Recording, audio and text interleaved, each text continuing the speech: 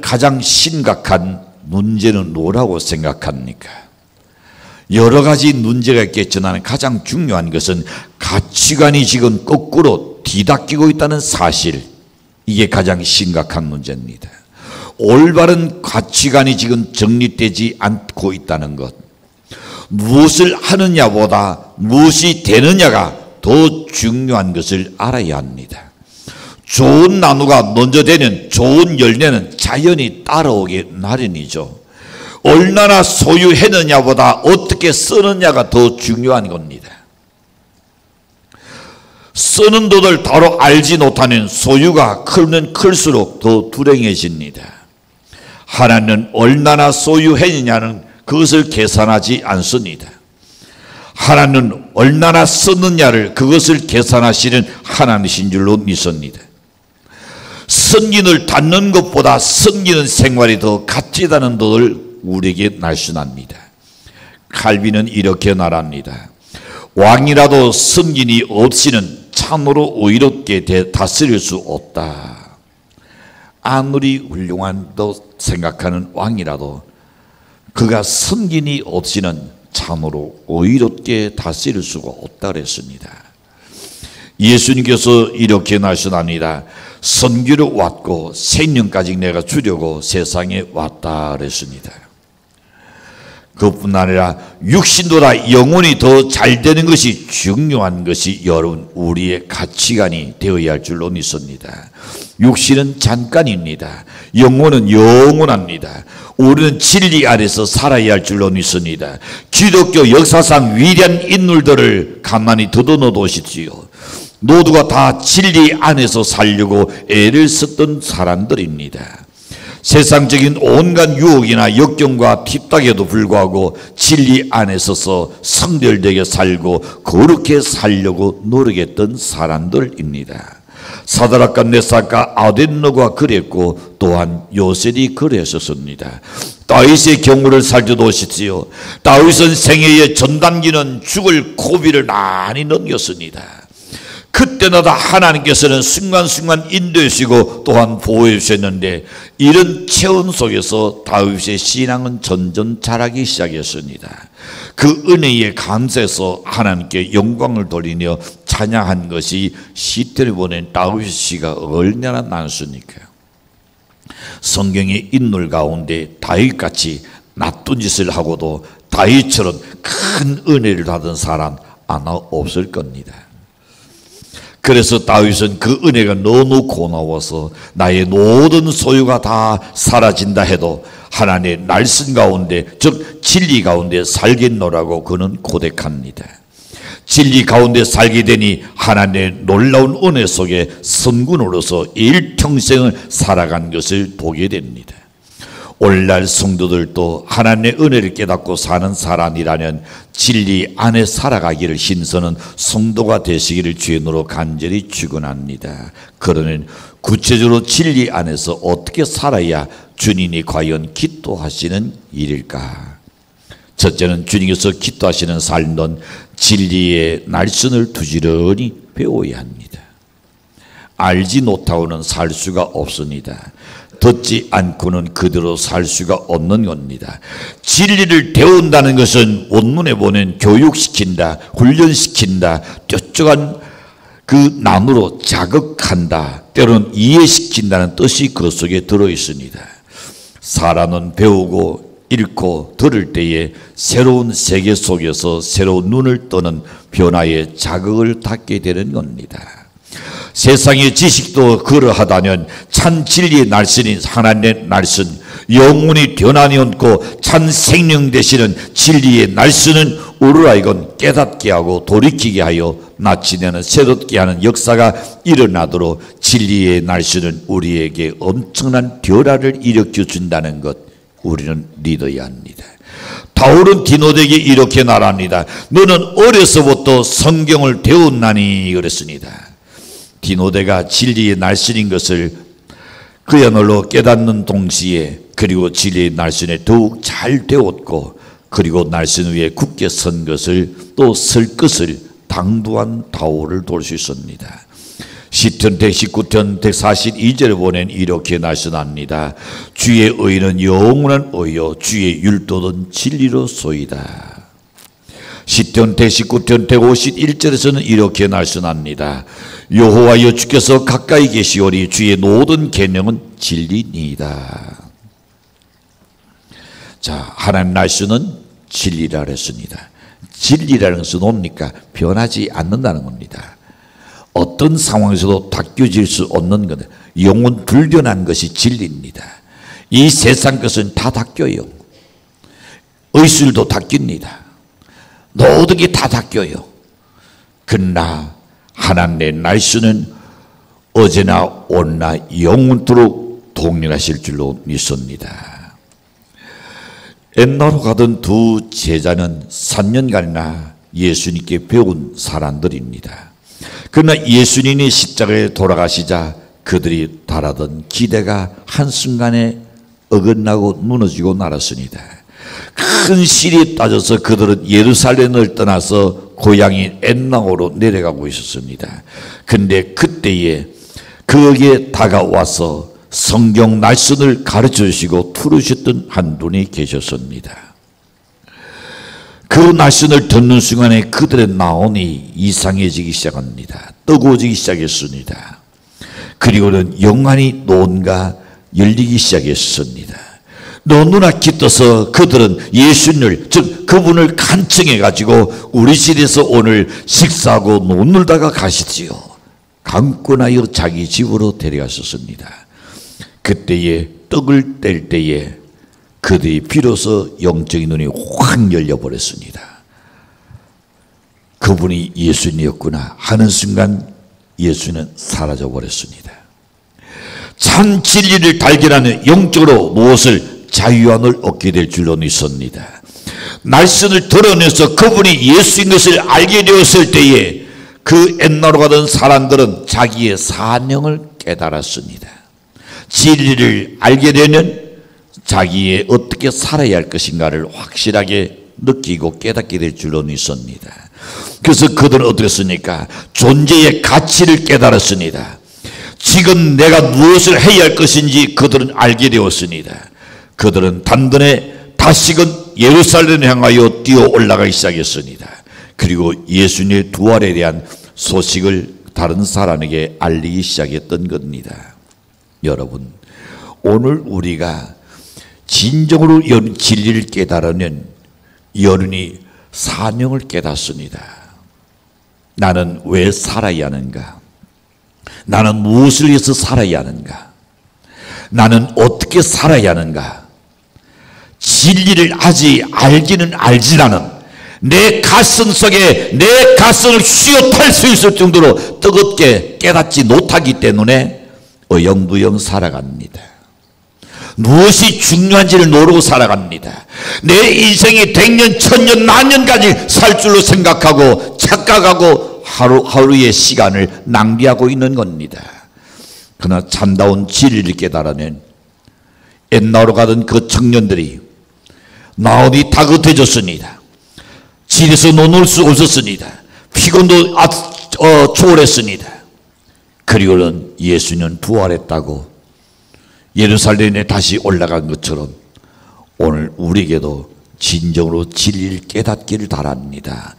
9월부터 시작되는 성경 공부단, 여러분 만약에 아직도 신청 안 하신 분이 있다면 다시금 신청하여 재훈련 받아서 진리로 잘 무장할 수 있기를 바랍니다. 배워야 합니다. 할아버지도 누구에게 배운다? 손자에게 배운다 그랬습니다. 에이, 자존심 있고 창피하게 그런 사람은 평생 못 배워요. 그저 예수는 믿어는 천당 가지. 예, 낫습니다. 예수 믿어는 천당 갑니다. 그러나 어떻게 살아가는 것이 하나님 기도하는가를 알지 못하는 우리가 산 날 동안에 하나님의 복을 누릴 수가 없는 겁니다. 슬픔에 잠긴 자에게 위로를 주는 날씬인 줄로 믿습니다. 갇힌 자에게 자유를 주는 날씬입니다. 억눌린 자에게 시인을 주는 날씬입니다. 눕는 자에게 독이 되는 날씬입니다. 병든 자에게 고쳐주시는 날씬인 줄로 믿습니다. 지난 철학 예배 때에 나누었던 시라가 너무나 제가 읽고 또 읽어내서도 은혜로웠습니다. 듣지 못한 성도들 위해서 다시금 간단하게 날씬을 드리고자 합니다. 전 후드라는 사람이 있었습니다. 그는 알코올 중독자요 사람들에게 니치광이라는 소문을 남긴 그런 사람이었습니다. 그가 사람 노릇하리라고는 아무도 그를 향하여 믿지도 기대도 하지 않았습니다. 근데 그가 어느 날 예수를 믿고 그가 구원을 받았습니다. 그가 회개한 것을 보고 친구들이 찾아와서 기독교를 비난하기 시작했습니다. 물로 포도주를 변하겠다. 그런 비과학적인 예수를 너는 왜 믿느냐고 시작하면서 그 친구라고는 신앙을 돌이기를 계속 간곡하게 간청하기 시작했던 겁니다. 그때 그 친구의 말을 듣던 존 후들은 이렇게 말합니다. 나는 그런 것은 잘 모르네. 즉 너희들이 말하는 건 난 잘 모른다. 그러나 내가 예수를 믿은 후에 술병 즉 술까지 우리 집 양식으로 되냈네. 내가 교인이 된 후에 우리 집 식구의 흑옷이 새 옷으로 변했네. 내가 성경을 읽은 후에 그 다음에 우리 집에서 불안과 공토와 이것이 변해서 기쁨과 찬송으로 변했다네. 그리고 내가 순간순간 기도하기 시작한 후에 우리 집에 이제까지 질러진 빛이 다 청산하고 이제는 저축으로 되어가고 있네. 나는 예수를 믿음으로 인하여 나 자신과 우리의 가정에 이런 변화는 나는 결코 잊을 수가 없다네. 그렇습니다. 여러분, 사랑하는 성도 여러분, 이것이 사죄받은 성도의 삶입니다. 환경은 그대로입니다. 때로는 제도가 변한 것도 아닙니다. 우리 또한 예수를 믿는다는 과거와 현재가 달라져야 할 줄로 믿습니다. 과거에 나는 사람에게 알코올 중독자니 니친광이니 저거 사람 되겠느냐는 소리 들었다면 그대로 살아야 되겠냐 말입니다. 내가 이 소리를 듣고 내가 평생을 이렇게 살아야 될 것인가? 아니야. 예수 믿었다면 올해는 달라져야 합니다. 변화되어야 합니다. 바뀌어져야 할 줄로 믿습니다. 진리의 날선 안에서 새로운 변화가 반드시 일어나게 되어 있습니다. 습관이 변화되지 아니하고 생활이 변화되지 아니하면 하나님께서 주시는 진정한 자유와 진정한 평안을 체험할 수가 없는 겁니다. 왜냐하면 하나님께서는 요한복음 3장 32절에 보면 8장 32절에 보시는 진리를 알지니 진리가 너희를 자유케 한다. 이 성경 말씀을 많이 배우면 성경 말씀을 알면 진리가 너를 자유케 해준다. 진리에 속한 자는 참 자유를 얻게 됩니다. 사탄이 짓누르는 억압과 고통 그리고 죄에서 자유함을 누리게 되는 것이 바로 하나님의 말씀입니다.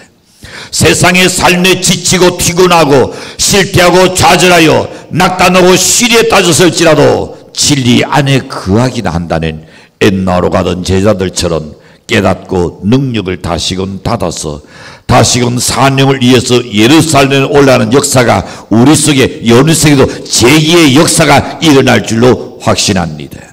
디모데는 어릴 적부터 성경을 배운 까닭에 하나님의 큰 일꾼이 되었습니다. 그러므로 모든 성도가 다시금 각자에게 낳는 성경 공부단에 등록해서 지난번에 다 배웠는데요, 스스로에게 물어보시지요. 너는 배운 만큼 아는 만큼 실천하고 있느냐? 배웠다면 실천이 되어야 합니다.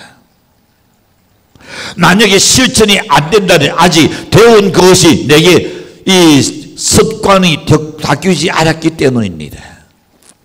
내 습관이 바뀌어야 그래야 내 운명을 닦고 놓는다는 것 우리는 알고 있을 겁니다.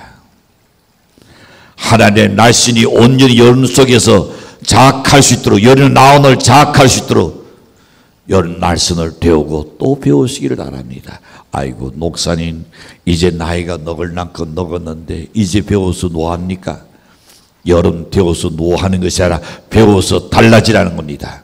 변화되라는 겁니다.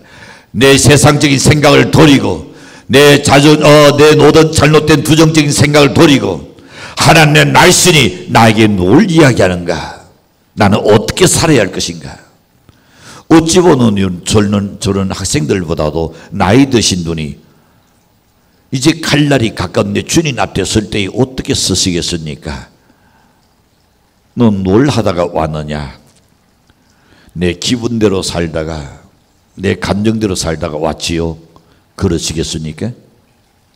우리는 하나님 말씀에 입각한 삶을 살아야 할 줄로 확신합니다. 진리 말씀을 부지런히 배우는 것은 행동의 틀을 다지는 겁니다. 바른 성장을 위한 자원입니다. 축복의 약속입니다. 주님이 기도하는 것인 줄 믿으시기를 축원합니다. 두 번째 생각해 봅니다. 주님께서 기도하시는 삶은 진리 말씀 따라 실천하려고 힘써야 합니다. 바울은 디모데에게 디모데후서 1장 13절에 보시는 이렇게 말씀합니다. 너는 그리스도 예수 안에 있는 믿음과 사랑으로서 내게 들은다 다른 나를 돈닫아 지켜라. 내게 들은다 다른 나를 돈닫아서 지켜라 그랬습니다. 나를 돈닫고 그 말씀을 지키라는 바울의 이야기입니다. 계시록 1장 3절에 보시는 이 예언의 말씀을 읽는 자와 듣는 자와 그 가운데 기록한 것을 지키는 자들이 복이 있다 그랬습니다. 때가 가까우니라. 진리의 말씀을 읽고 듣고 그것을 지켜 행할 때에 주님이 기도하신다는 사실입니다. 사람은 이 세상에서 적어도 세 가지의 복을 받아야 합니다. 첫째는 부모를 잘 만나야 합니다. 둘째는 뭐니 뭐니해도 여러분 결혼을 잘해서 대티를 잘 만나야 합니다.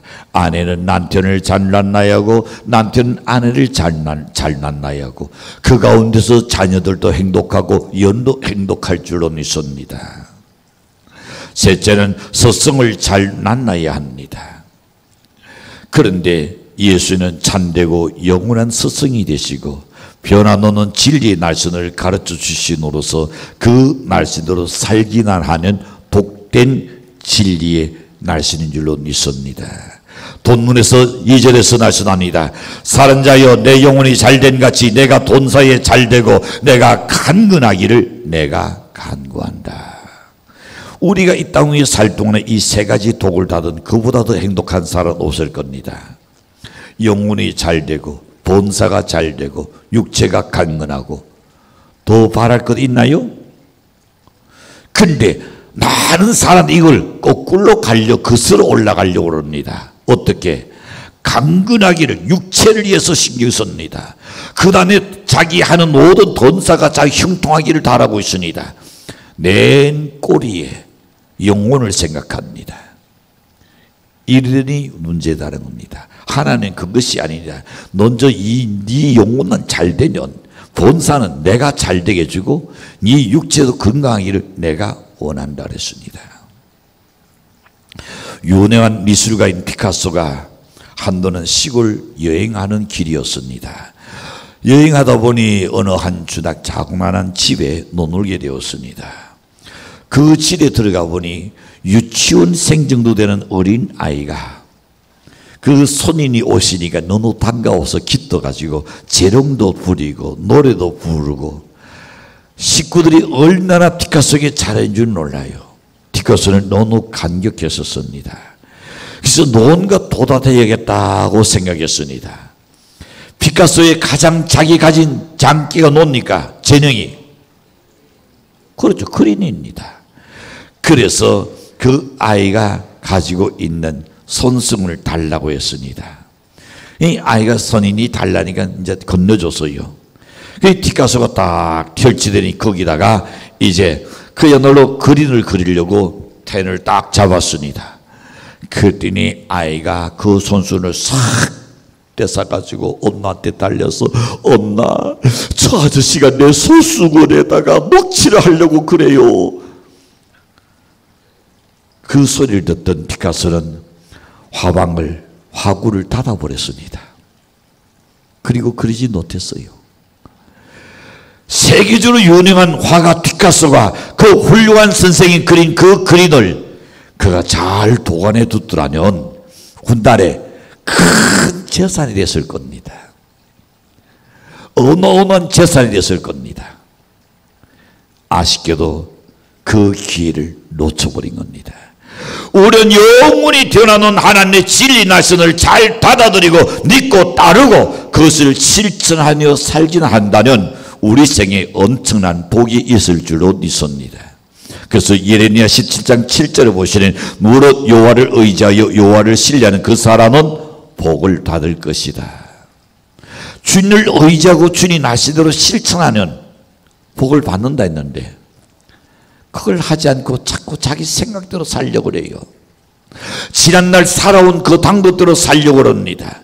진리 말씀대로 살지 않으면 시냇가의 신이고 나무와 같아서 그 뿌리가 물가에 깊이 뿌리 닿혔기 때문에 어떤 가뭄이 와도 잎이 청청하고 마침내 나는 열매를 맺게 되는 겁니다.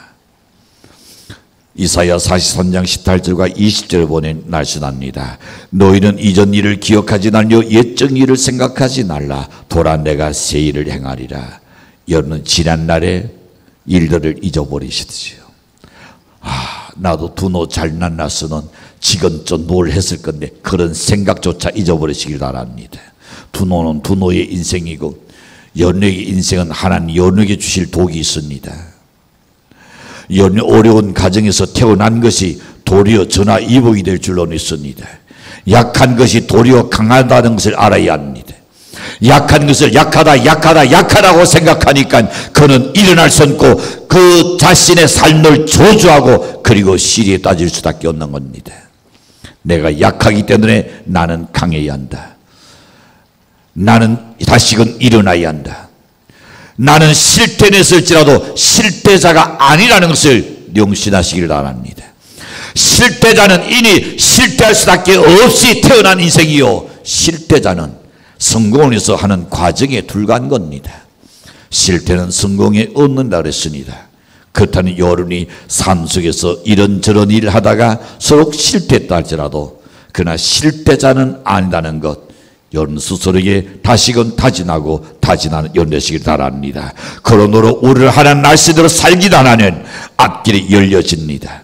시원한 길이 대로가 열릴 줄로 확신합니다. 세 번째 생각해 봅니다. 주님께서 기도하시는 삶은 진리의 말씀 따라 자기 관리를 잘해야 합니다. 자기 관리 못하면 하나님 주신 것을 간직할 수가 없습니다. 누릴 수가 없는 겁니다. 자기 관리를 잘해야 합니다. 요즘 젊은이들은 자기 논내 관리를 참 잘하고 있습니다.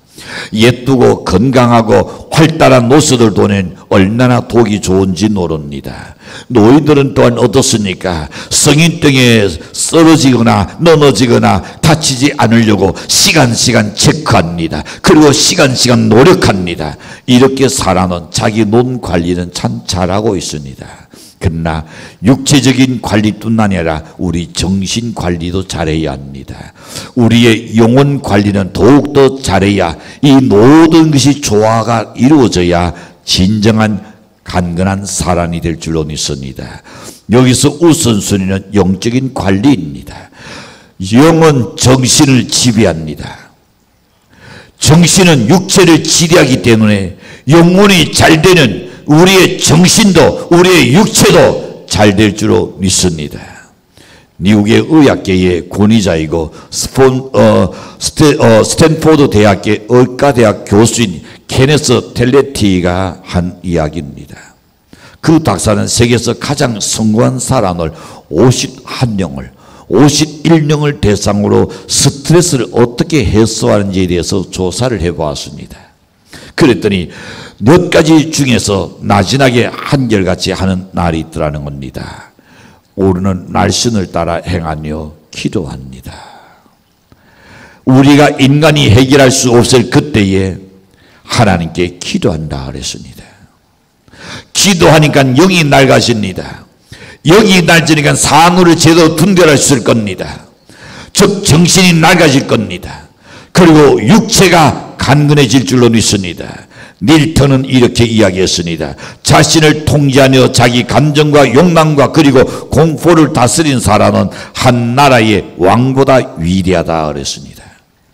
자기 자신을 관리할 줄 아는 사람은 참으로 훌륭한 사람입니다. 우리는 다른 어떤 것보다 먼저 영의 관리를 잘하는 사람이 되어야 할 줄로 믿습니다. 여러분, 자기 자신을 잘 관리하는 것이 진리 안에서 사는 겁니다. 하나님이 기뻐하시는 일입니다. 특별히 영과 혼과 논이 잘 조화를 이루어야 영혼이 잘된 같이 돈사가 잘되고 너가 간근하기를 하나님께서도 기뻐하는 삶이라 그랬습니다. 그런가 하면 데살로니가서 5장 23절을 보시면 이렇게 말씀합니다. 평강의 하나님 친히 너희를 온전케 거룩하게 하시고 또 너희의 온 영과 혼과 논이 우리 주 예수 그리스도께서 강림하실 때에 헌원께 도전되기를 원하노라 그랬습니다. 사랑하는 성도 여러분, 오늘 우리는 우리의 영과 혼과 논을 주 앞에 설 때까지 헌원시 잘 관리하는 연대셔야 합니다. 오늘 말씀을 두절히 읽어야 합니다. 묵상해야 합니다. 그 진리 말씀을 배우고 그리고 그 진리 말씀을 실천할 때에 우리에게 하나님께서 도우실 줄 알아 주님이 기도하는 삶 속에서 하나님의 영광을 위해서 크게 쓰인다는 우리 성도들이 되시길 주님으로 간절히 축복합니다. 기도합니다.